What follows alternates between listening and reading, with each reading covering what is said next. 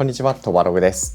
今回はですね、ちょっとデスク周りのアイテムについて新しく導入したものがあるので紹介しようと思います。よいしょ。最近ね、ちょっとハーマンミラーの方でブラックフライデーセールっていうのがやってたんですけど、その時に購入したフローモニターアームとそのスタンドっていう感じですね。PC スタンドとモニターアームを購入しています。これについてなんでこのタイミングで導入しているのかっていうところとか、外部モニターとかね、そういういろいろ結構使い分けをしているので、その辺の話も含めて紹介していこうと思います。それでは早速いってみましょう。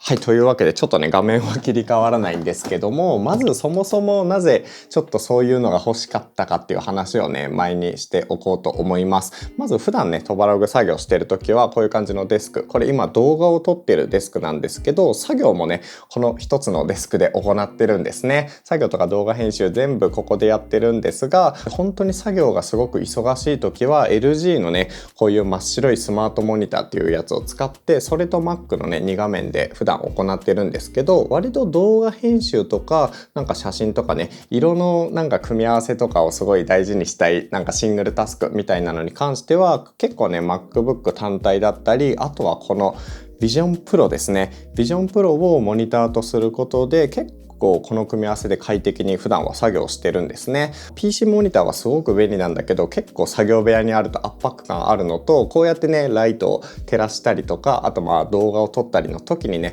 割とこう物体があると大きくてちょっと大変だったりするので、それはね普段外しているんですけども、とはいえこのデスク上で動画を撮る時、例えば今ねこの状態になってるんですが、この状態からこういう風にこういうね動画を撮ろうかなっていう時に、まずこういうのはけないといけないんですよ。このデスク上にある作業してたやつを全部こう端っこの方に避けてから、こうやってね綺麗にしてこの真っ白い背景で動画を撮ってるんですが、それをするとこの MacBook 上にね映してる台本とかが結構見づらくなっちゃうんですよね。で、机の端までこうずらそうとしても、ここまでずらしてもねちょっと半分ずれ落ちてるみたいなそんな感じになっちゃったりするので、できるだけこうパソコン専用の置き場所みたいなのがあったらいいなっていうところで今回ね導入しようと思っています。で、ちょっとねどういうものか紹介しようと思うんですが、どっちにしろこの動画を撮るタイミングではこうやってはけないといけないんですけど、で画角をねちょっと変えるとこんな感じでまっさらになるっていうところで、今回紹介していくのがこの2つですね。ちょっと開封していきます。せーの、はいと。めちゃくちゃ真っ白で、そしてこのライトグレーな感じがすごくかっこいいですね。この感じがいつもねこれ店頭で見て買おうかなとか思ってたんですけど、価格も割とねちょっと高めだったりとか、悩んでたポイントだったんですが、やっぱすごくかっこいいですね。このスタイル、ちょっと華奢な印象はあるかなと思うんですけど、こちらがフローモニターアームと、あとはそのフローモニターアームで使うためのベーサマウント対応の PC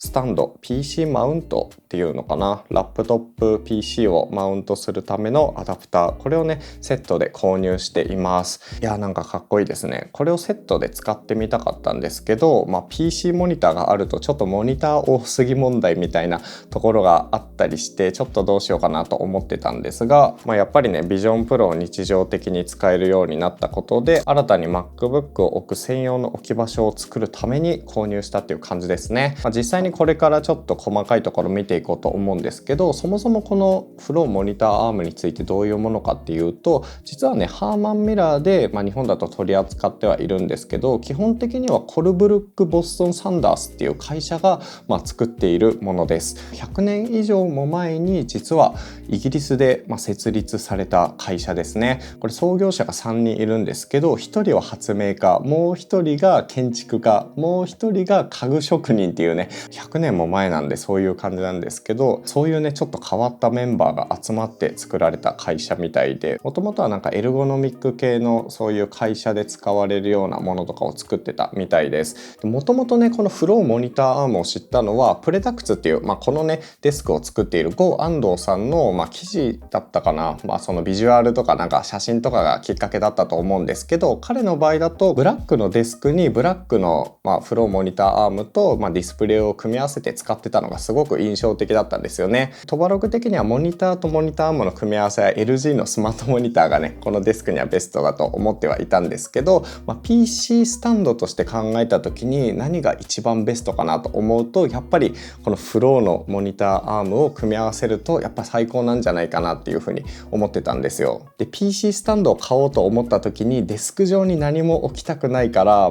一応いろいろねこうモニターアームとか PC スタンド探してたんですけど、たまたまハーマンミラーの店頭に訪れた時にこの PC マウントを見つけてしまって、これすごくないですか？こういう系のパソコンをね置くためだけの板でここまでなんか洗練されている白と、ライトグレーのものって本当になかなかないというか唯一無二ぐらいな感じなので、これを見つけた時に絶対にセットで買おうと思った次第ですね。この組み合わせこれはすごいよな。結構本当に鉄の板だけっていうパターンはあるんですけど、ここまでねちょっと高めだけどしっかりと作られているものがあるっていうところはちょっとねやっぱり購入したくなりました。で一応ねこのモニターアームについてざっくり概要をお話ししておくと、これはねシングルタイプで本当にフローモニターアームの中でも最もベーシックなスタイルとなっています。これの他にねデュアルモニタータイプだったりとか、あとフロー X って言って18キロまでの重さに対応するモデルもあるんですけど、これはね9キログラムまでの耐荷重があるモデルとなっています。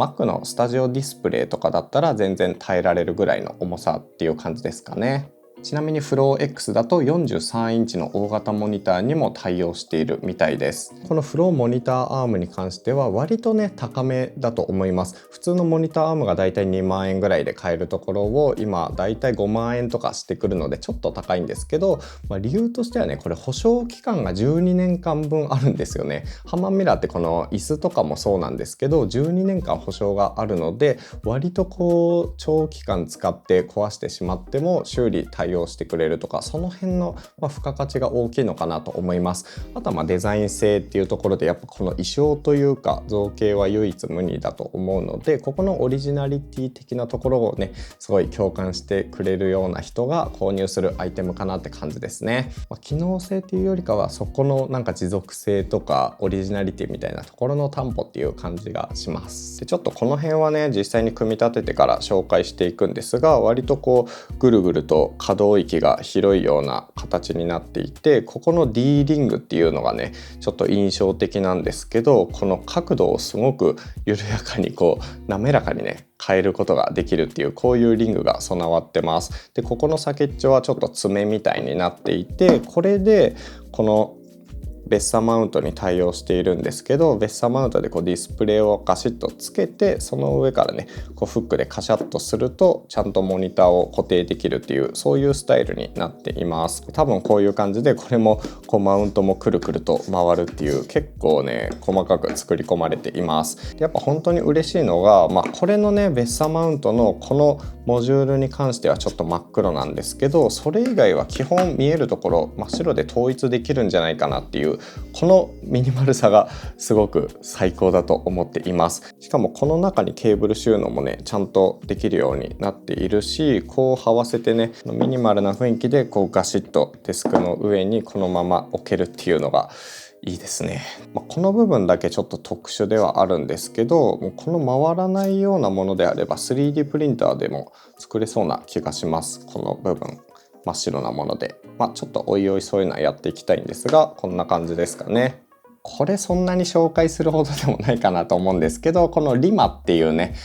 スタンドに関しては重量 2.8 キロまでの PC に対応しています。今世の中にある大体のノート PC には対応してくれるんじゃないかなっていう感じなんですが、割とね重さ16インチ級のサイズまで対応しますね。あとでエイリアンウェアとかでも使えるのかちょっと試してみようと思うんですが、そんな感じです。でこの天板部分はすごく柔らかいシリコン調のマットになっていて、このね板の部分はおそらくこれは山崎実業とかの感じをイメージしてもらえれば近いかなと思うんですが、マットなこう塗装が施されたザラザラとした質感のある金属の板っていう感じです。それにねこういう感じのプラスチックパーツがおのおの備わっているっていう感じですね。でここである程度こうね高さが出せるので、厚めのパソコンとかもこんな感じでよいしょ固定をすることができます。割とこのマチをねちゃんと挟み込むことで PC をしっかり固定してくれるって感じですね。ちなみに僕が購入したのは一番シンプルなリマっていうモデルなんですけど、これの他にね上にボコッとなんかこのクリップみたいなのがついてるやつも売ってるんですよ。それはね iPad とかすごい大きいタブレットを固定するためのそういうスタンドも売ってるんですが、僕の場合タブレットは使わないかなっていうところなので、これを購入してできるだけ見た目をシンプルにしていきたいと思っています。はい、ちょっと説明が長くなっちゃったんですけど、ここから実際に設置していこうと思います。じゃあちょっと早速取り付けていくんですけども、よいしょよいしょ。形はすごいシンプルです。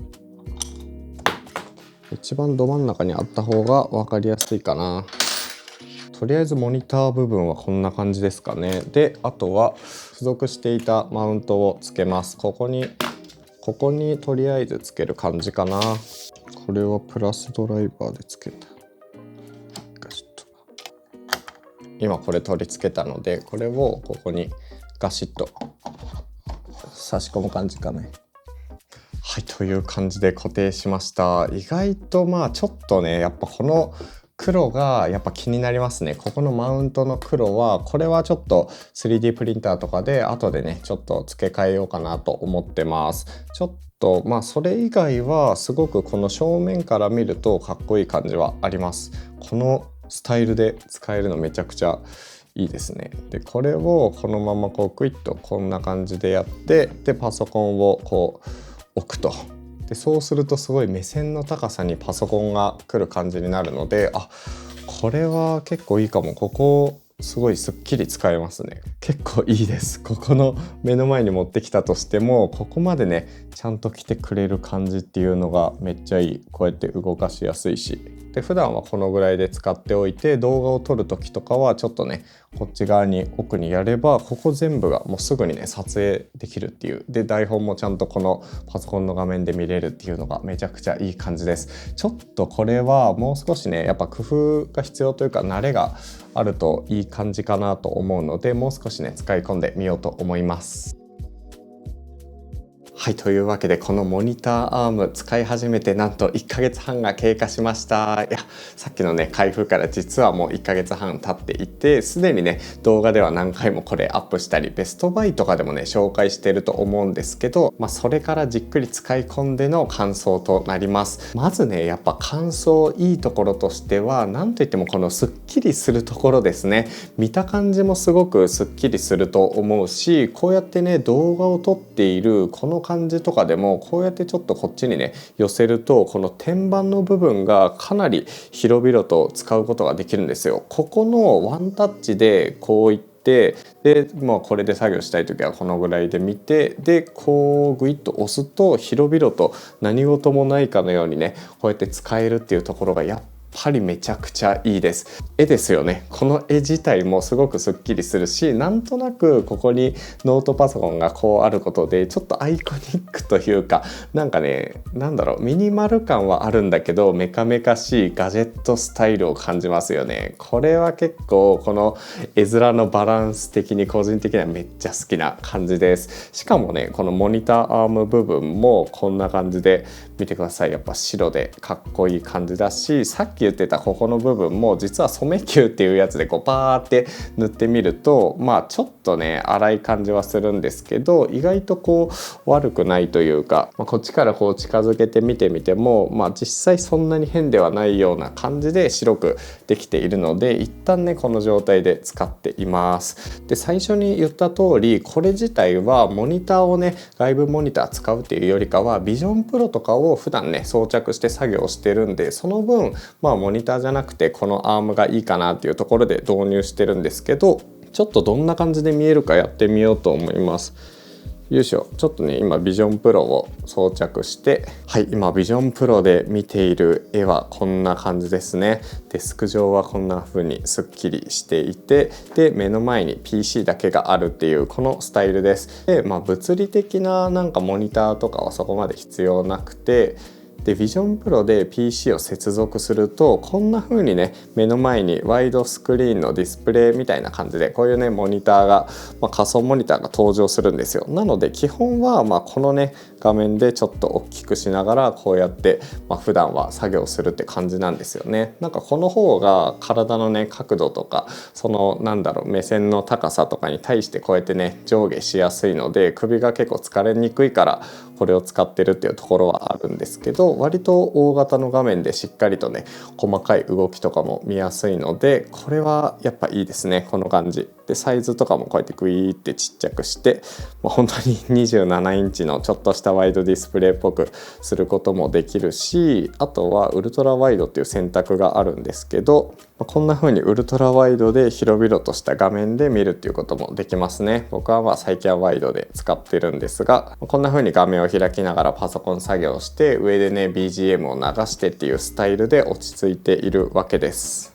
ビジョンプロずっとつけてると結構疲れるんで、時々ねこうやって外してこの目線の高さの位置にパソコンをこうやってノートパソコン自体のね画面をこのぐらいにしてこう作業するっていうスタイルで今は落ち着いてますね。もちろんね外部のモニターも使うこともあって、そういう時はねこういう風にこれをこっち側に寄せてここにマウントするっていう形で2台並べて使うんですけど、基本的な作業はビジョンプロとあとMacBook でいい感じです。はい、で実際に使ってみてちょっと気になるなってポイントもいくつかあるので紹介します。まずはですね、今こういう風にグイーとか寄せたりしてこっちにこう動かしているんですけども、実はこれ本来は手前のここぐらいまでしか動かないんですよ。意外とこれね奥側に対しての可動域結構狭くて、これちょっとねグイって今押し込んだんですけど、本当はこうグイッと動かしてガシッとここまでなんですよね、可動域。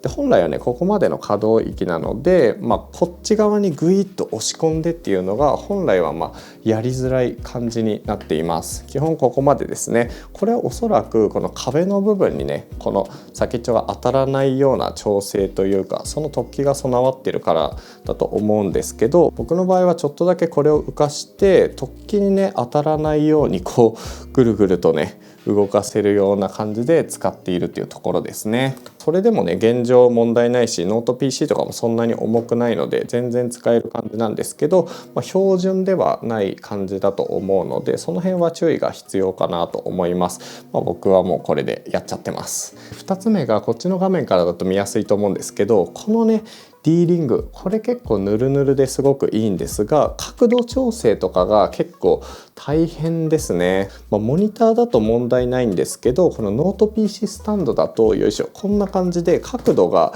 結構つけづらいっていうのが正直あります。今こうやってグイグイ動かしてただけでも普通にねマウントしただけでこんな感じで PC がすごい変な角度になっちゃってると思うんですけど、これをこうやっていちいちこうって物理的にこうやって戻してあげる必要があるところが割と不便ですね。で結構角度もマックス状態でここまでなんですよ。で結構ノート PC がね今垂直になっているんですけども、これを例えばもう少し下にしたいからこのぐらいの角度まで寝かせたいみたいなことがこのねノート PC スタンドだと難しいんですね。この辺は多分ねモニターをこう垂直にこう立てて使うことが本来の使い方なので、ここまでしかいかないんだと思うんですけど、ノート PC をちょっと下にして寝かせて角度をつけたいという用途にはちょっと不向きな感じがします。であと D リング結構ね強く今固定して角度もバッチリ決めてる状態なんですけど、なんか使っていくとだんだんさっきみたいにこう角度がねこっち側に寄ってきちゃうんですよね。この構造上ここで留めておくっていうのが難しいみたいで、こうぬるぬるっとだんだんね摩擦で下がっていっちゃうんですけど、そこをこういちいちこうグイって直さなきゃいけないので、そこは割と PC スタンドとしては不便なポイントかなと思います。ちょっと気になるポイントはそんな感じですかね。総じていい点悪い点あるんですけど、個人的にはめっちゃ気に入ってます。やっぱこの画面に映った時のこのミニマルさというかスタイリッシュさ、そしてこのねパソコンをこんな感じでグイッと置ける感じすごくいいですよね。あと可動域とかもすごい軽い力でこうフローっていう名前の通りなのかめちゃくちゃ軽い力でピタッと止まってくれるところなので、この辺がやっぱ楽ですね。好きな位置に PC をこうグイッと置きたいところにこうやって寄せて置いておけるっていうのがすごく楽で、D リングのその角度だけがちょっと不便ではあるんですが、割とここは気に入ってるところです。高さもこのぐらいまでいけますっていう感じで、これからもVR 作業環境をしていく上ではやっぱこれがベストなんじゃないかなとは思っているので、これからも使い続けていきたいと思います。というわけで今回の動画は終わりにしようと思います。ぜひこの動画気に入っていただけた方、他の動画も見ていってください。あとチャンネル登録、コメントとかよろしくお願いします。というわけで次の動画でお会いしましょう。トバログでした。